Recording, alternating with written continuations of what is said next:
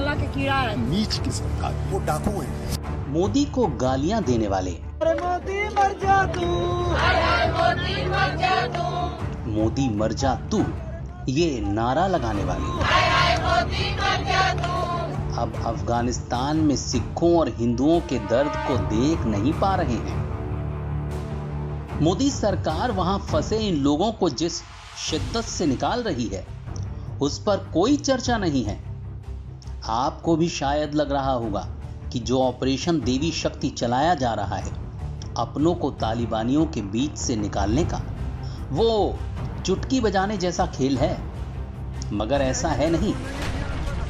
तालिबान की गोलियों, बम धमाकों और बर्बरता के बीच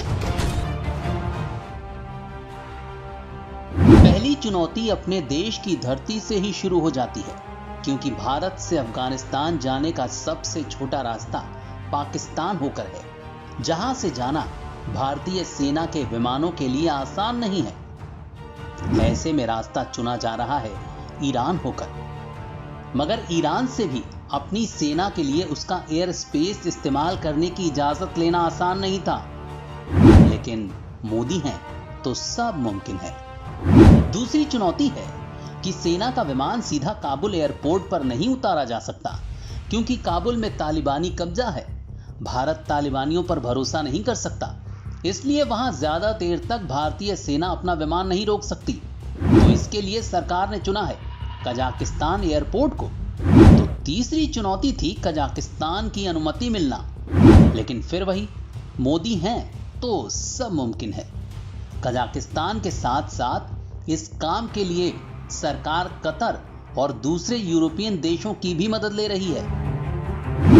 चौथी चुनौती ये थी कि हमारे लोगों को काबुल एयरपोर्ट तक कैसे पहुंचाया जाए, क्योंकि रास्ते भर तालिबान लड़ाका चेक पोस्ट पर तैनात हैं। वो सबकी तलाशी ले रहे हैं, हर तरह की मुश्किलें खड़ी कर रहे हैं, उनके पास खतरनाक हथियार हैं। तो भारतीय अफसर इन चेक पोस्ट पर माथापच्ची करके लोगों को एयरपोर्ट तक पहुंचा रहे हैं।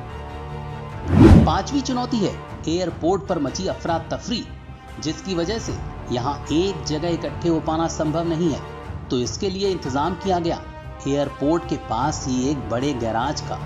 भारतीय दूतावास, पीएमओ, इंटेलिजेंस और एयरफोर्स के बीच गजब के तालमेल की वजह से लोगों को इस गैराज में पहुंचाया जा रहा है और ये काम बिना रुके चल रहा है। छठी चुनौती है काबुल एयरपोर्ट पर अमेरिकी सेना की मंजूरी, क्योंकि वहां का एटीसी और सिक्योरिटी कंट्रोल अमेरिकी सेना के हाथ में है। जैसे ही अमेरिकी सेना क्लियरेंस देती है, तुरंत कजाकिस्तान एयरपोर्ट पर खड़ा भारतीय विमान हरकत में आ जाता है। सातवीं चुनौती है भारतीयों को गैराज से एयरपोर्ट तक पहुंचाने की। तो जैसे ही एयरफोर्स का विमान काबुल एयरपोर्ट पर लैंडिंग करने वाला होता है, वैसे ही सभी भारतीयों को बुलेट प्रूफ गाड़ी से एयरपोर्ट के भीतर पहुंचाया जाता है।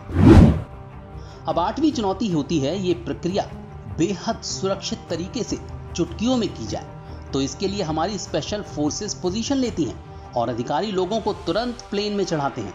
काम पूरा होते ही अधिकारी दूसरे राउंड के लिए रवाना हो जाते हैं और प्लेन एटीसी की परमिशन मिलते ही टेक ऑफ कर जाता है।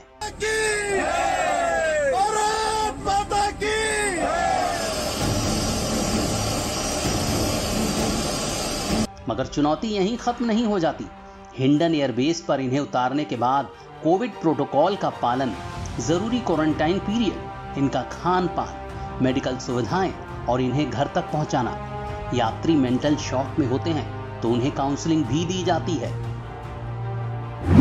ये काम करने वाले हीरो हैं भारतीय सरकार, हमारा विदेश मंत्रालय, हमारी स्पेशल फोर्सेस, अफगानिस्तान में डटे अधिकारी और कर्मचारी और गुमनाम इंटेलिजेंस के लोग। और कमाल ये है कि इतने मुश्किल मिशन के लिए देश में एक भी ताली नहीं बजाई जा रही।